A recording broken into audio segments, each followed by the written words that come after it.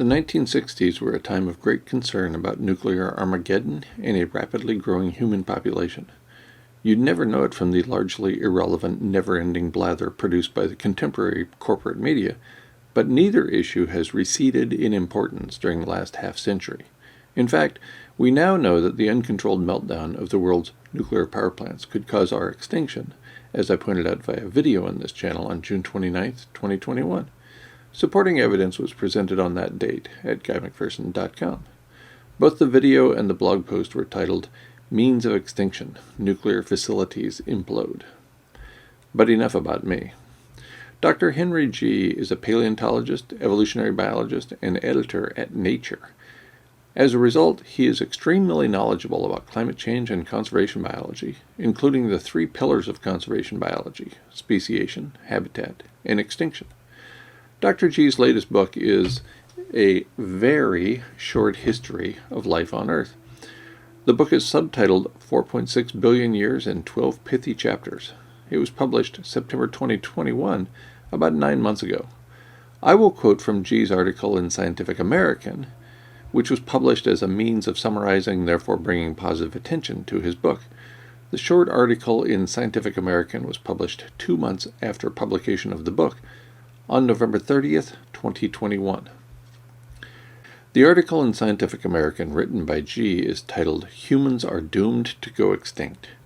It opens with these two sentences. Cast your mind back, if you will, to 1965 when Tom Lehrer recorded his live album, That Was the Year That Was. Lehrer prefaced a song called So Long Mom, a song for World War III, by saying that, quote, if there's going to be any songs coming out of World War III, we'd better start writing them now, end quote. Let's skip ahead to the final 3 paragraphs of G's article, which are worth transmitting in their entirety. The first of these paragraphs refers to the inevitability of extinction, regardless of the actions we take.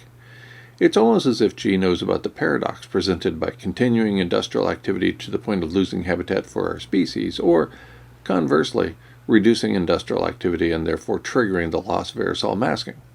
Of course, continuing industrial activity takes us to Pliocene-like conditions as early as 2030, according to the IPCC's ultra-conservative representative concentration pathways, which ignore the aerosol masking effect and dozens of self-reinforcing feedback loops. Reducing industrial activity, on the other hand, gets us to these conditions even faster as we lose aerosol masking. In either case, the ongoing and projected rates of environmental change bode poorly for retention of habitat for the only species of Homo currently known to exist, Homo sapiens. I'll read the final 3 paragraphs in G's article in Scientific American. The most insidious threat to humankind is something called extinction debt. There comes a time in the progress of any species, even ones that seem to be thriving, when extinction will be inevitable, no matter what they might do to avert it. The cause of extinction is usually a delayed reaction to habitat loss. The species most at risk are those that dominate particular habitat patches at the expense of others, who tend to migrate elsewhere, and are therefore spread more thinly. Humans occupy more or less the whole planet, and with our sequestration of a large wedge of the productivity of this planet-wide habitat patch, we are dominant within it. H. sapiens might therefore already be a dead species walking. The signs are already there for those willing to see them, when the habitat becomes degraded such that there are fewer resources to go around, when fertility starts to decline, when the birth rate sinks below the death rate, and when genetic resources are limited. The only way is down. The question is, how fast? I suspect that the human population is set not just for shrinkage, but collapse, and soon. To paraphrase Lehrer, if we are going to write about human extinction, we'd better start writing now. End quote. We are at least the 9th species in the genus Homo. The other 8 species have already gone extinct. In the near future, we will join Homo habilis, Homo erectus, Homo rudolfensis, Homo heidelbergensis, Homo floresiensis, Homo neanderthalensis, Homo naledi, and Homo luzonensis in losing habitat and then going extinct. Most of these species lived far longer than the 320,000 years or so our species has persisted. Most of them went extinct due to abrupt changes in climate. Yet, for some self-absorbed reason, among all those species, we get all the attention. Could abrupt, irreversible climate change cause our species to join several other species in the genus Homo in going extinct?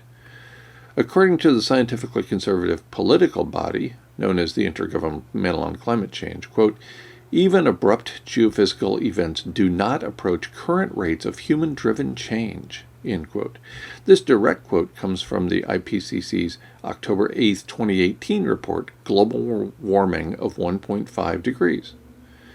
Although the IPCC reported about the stunningly abrupt nature of climate change nearly 4 years ago, this important piece of information rarely makes the news. Similarly, the IPCC's admission that we are in the midst of irreversible climate change in its September 24, 2019 IPCC Special Report on the Ocean and Cryosphere in a Changing Climate is essentially never mentioned by the corporate media. It's almost as if the corporate media are neglecting to provide evidence that would be useful to those of us who inhabit this planet. A particularly telling example comes from radio and television broadcaster Tom Hartman. On April 4th, 2014, Tom thought so highly of my research that he put it into his Conversations with Great Minds series. More recently, Tom has frequently interviewed Michael Mann so that they can collaborate on lies about me and my long-time evidence-rich message. Again, I ask the question, could abrupt, irreversible climate change cause our species to join several other species in the genus Homo in going extinct? I suspect you know what I think, based on evidence discovered by others, albeit seldom reported. It's not only our species that we are driving to extinction. As I have reported frequently, based on the research of other scholars, the rapid rate of environmental change in our wake as a result of the loss of aerosol masking will cause the loss of all life on Earth. I reported this likely outcome with a video in this space released on June 22, 2021, entitled Means of Extinction, Loss of Aerosol Masking. A blog post coincident with release of the video provides abundant evidence, as usual. Loss of aerosol masking is not the only source of disaster for all life on Earth as we exit the planetary stage. The uncontrolled meltdown of the world's unattended nuclear power plants will cause ionizing radiation to strip away stratospheric ozone, thus causing extremely abrupt heating. Think minutes, not years or decades. Again, I reported this likely outcome with a video in this space on June 29, 2021. Supporting evidence was presented on that date at GuyMcPherson.com. Both the video and the blog post were titled Means of Extinction, Nuclear Facilities Implode. In short, we are nearing the end of our run on this beautiful planet.